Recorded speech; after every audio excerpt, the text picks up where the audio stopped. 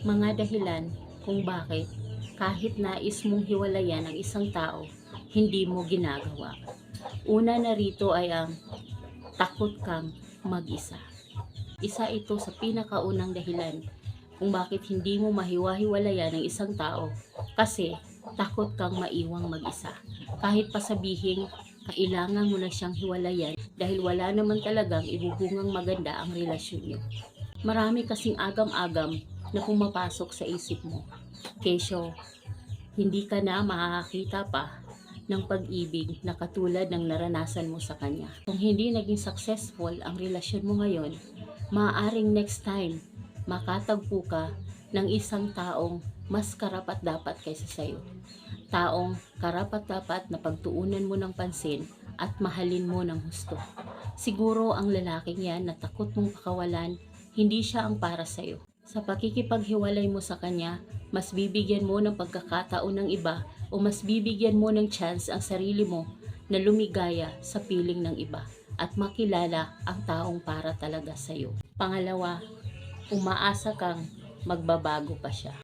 Lahat tayo hindi nawawala ng pag-asa, lalo na kung tungkol sa mga mahal natin sa buhay.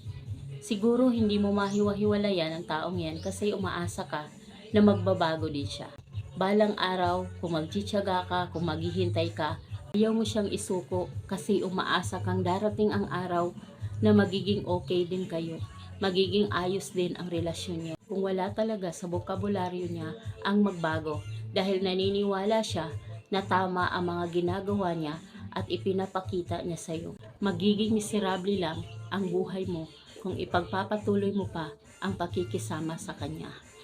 Ang mga tao, hindi basta-basta sila nagbabago. Kung ayaw naman nilang magbago, wala ka nang magagawa doon. Kaya tanggapin mo na lang sa sarili mo na kahit gaano ka pa katagal maghintay, walang pagbabago na mangyayari sa taong yon kung siya mismo ayaw niya magbago para sa sarili niya.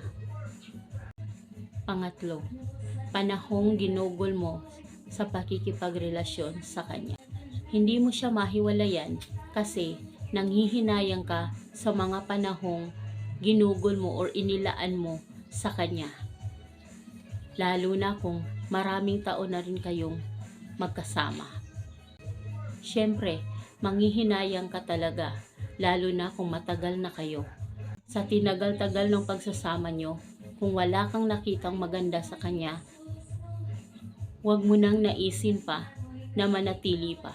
Dahil mas lalo na masasayang ang panahon mo sa kanya. Kaya nga dapat ngayon pa lang, sumuko ka na. Huwag mo nang dagdagan pa ang mga taon na sinayang mo sa buhay mo nang magmahal ka ng maling tao. Hindi naman pwedeng habang buhay na maging miserable ang buhay mo. Pang-apat, ayaw mong sumuko. Karamihan naman talaga sa atin, ayaw isuko ang taong mahalaga sa atin. Kung gusto mong ipaglaban ang nararamdaman mo, kung gusto mong ipaglaban ang relasyon nyo, ayos lang yon, maganda yon. Subalit, hindi maaaring isang tao lang ang nakikipaglaban sa isang relasyon. Dapat kayong dalawa mismo ang gagawa ng paraan upang maayos ang problema nyo sa relasyon nyo. Kung isang tao lang ang may nais na maging okay ang relasyon nyo, mas mabuti pang sumuko ka na. Yun ang mas makabubuti mong gawin. Dahil sa totoo lang, wala rin namang kahihinat ng maganda kung ikaw lang ang lumalaban at siya, hindi niya ginagawa yun. Panglima, takot ka sa mga sasabihin ng ibang tao. Natural lang sa atin na natatakot pagchismisan or mapagchismisan ng ibang tao. Takot tayo na maging bukas sa lahat ang issue, ang problema sa buhay natin.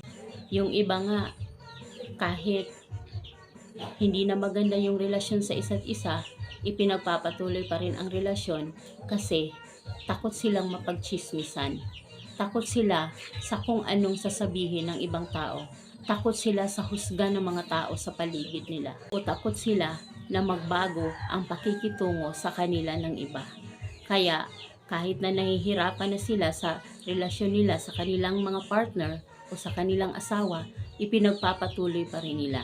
Kaya sila nagtitiis sa ganoong klase ng relasyon, sa relasyong walang pag-asa at puno ng kalungkutan.